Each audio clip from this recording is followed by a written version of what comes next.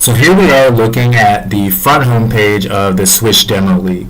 So as mentioned before, this league has been running for 5 seasons, and so that's what we see here, S005, Season 5.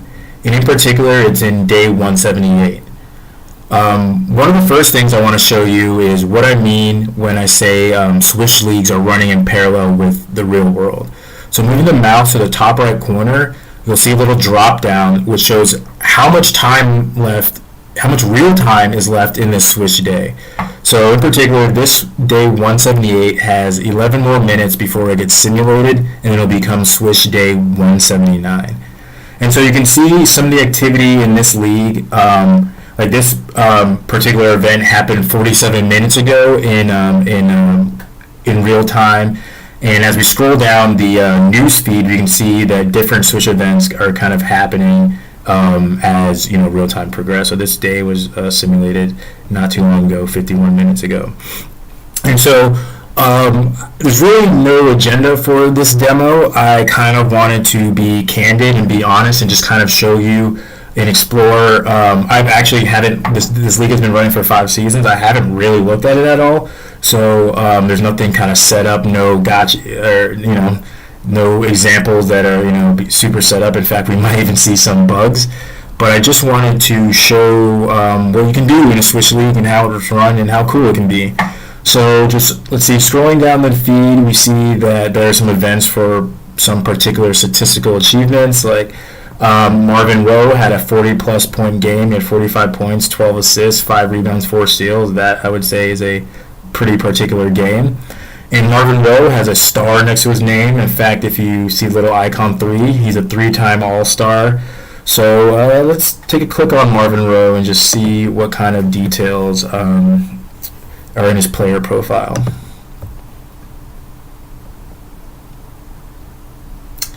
So this is the player profile page. Again, we have the player's name, we have a star. Put your mouse over it, we'll see he's a 3-time All-Star.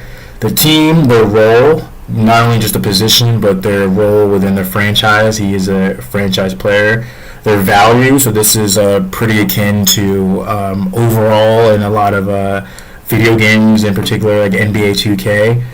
And then as a general manager, you'll have some other stats that'll help you out as far as picking your players or evaluating players, I should say. So you have their offensive and defensive IQs, which may or may not be important depending on their skill levels or what you emphasize.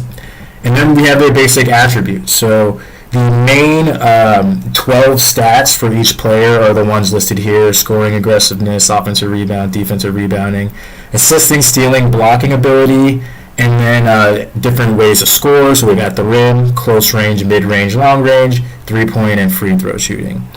And each player has a letter grade which describes their ability. And as a developer, I just give a little background. I really kind of stress having the letter grade system rather than a number system, because I figured so much of scouting is inexact. So you may have different levels to determine who's better than who, but let's say in NBA 2K, someone may have a mid-range shooting of 88, and someone may have a mid-range shooting of 87, and that 1 point difference may be the makes you choose one player over the other.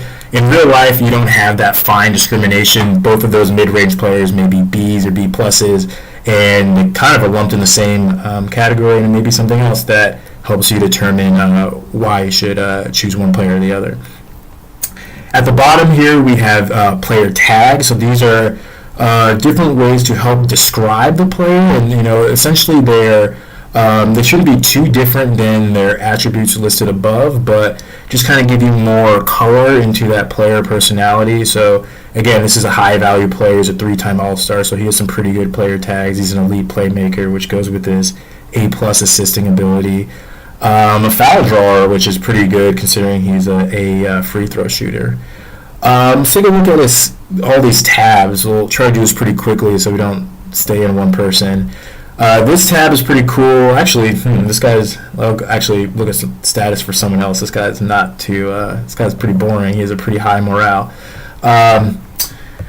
Here's his contract, $18 million. This value depends on your league settings. You can set different league salary caps, so that obviously will affect different player values. What's really cool is career stats. Okay, so again, this is in his 5th season. He made the All-Star team the past 3 seasons, season 3, 4, and 5. He won the championship in season 1, and we can kind of see his progression. So he started off at age 24 as a 75 value player, and he's progressed from 75, 82, 87, 92, 95.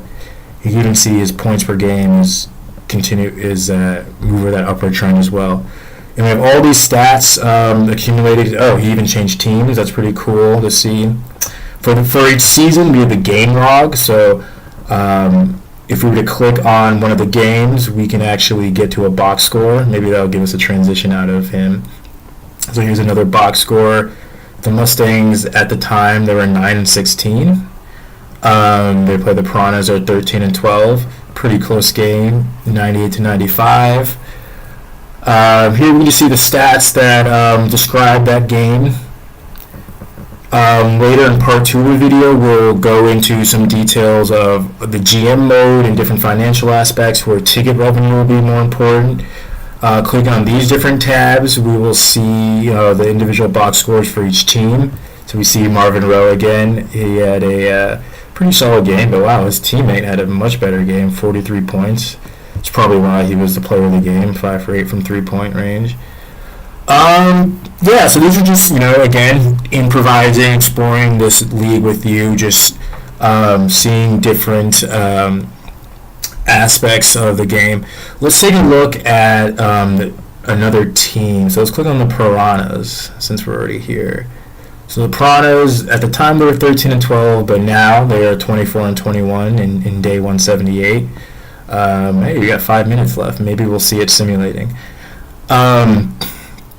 So when you click on a team, we can see the roster. We can sort by their attributes. So this particular sort by value, which is a pretty one of the more important attributes.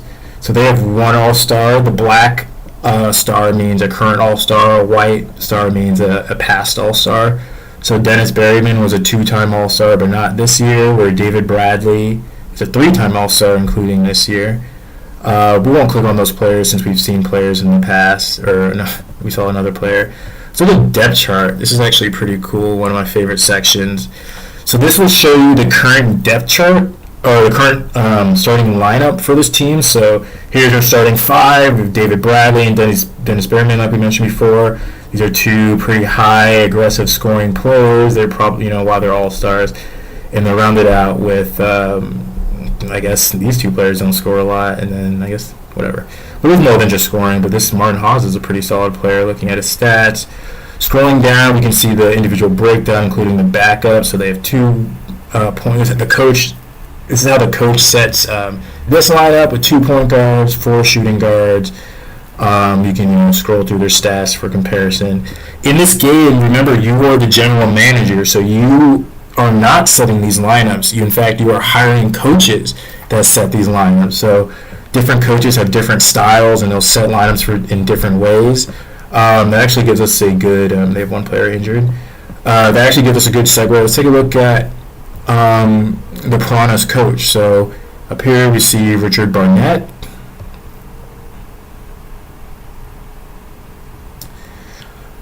So Richard Barnett, so the coaches, they also have a statistic similar to player value. It's coach reputation.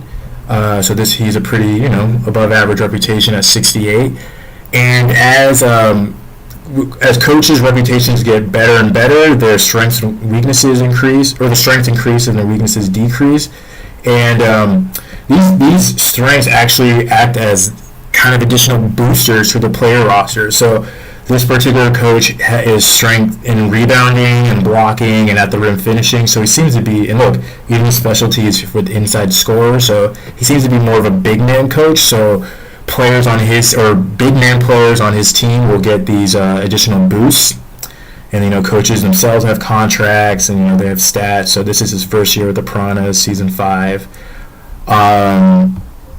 He was hired, season 4, day 179, almost a year ago. One thing's pretty cool, going back to team. So up here's a little team shortcut. We can go back to rosters, head coach, draft picks, and so on.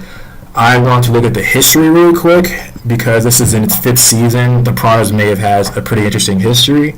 So taking a look at it, season 1, 1 and 2, they made the playoffs. 3 and 4, they did not make the playoffs. And this is interesting. You kind of see it's like a summary of the progression of this franchise. So we see it made the playoffs. It didn't make the playoffs. That's when they fired their head coach Kenneth Anderson. They got a new head coach, John Ayala. They didn't make the playoffs. They fired him. And so we see their MVPs kind of bouncing around between David Bradley and Donald Chavez. And they've won a couple division championships. And yeah, pretty cool stuff. Again, this is just me improvising around, just clicking on different parts of the league.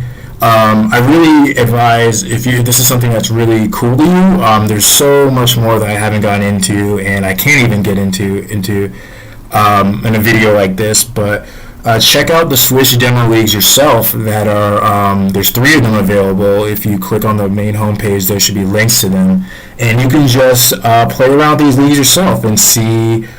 Find different cool stuff, just like I'm doing right now.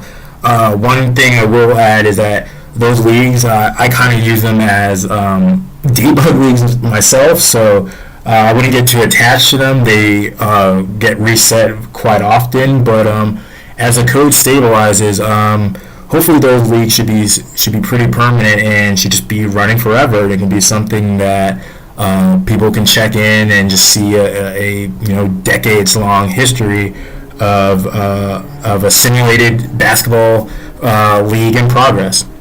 So thank you for your time. If you like this, please follow us on all social media. There's Twitter and Facebook, and I'm sure there's YouTube page as well. And thank you. See you along.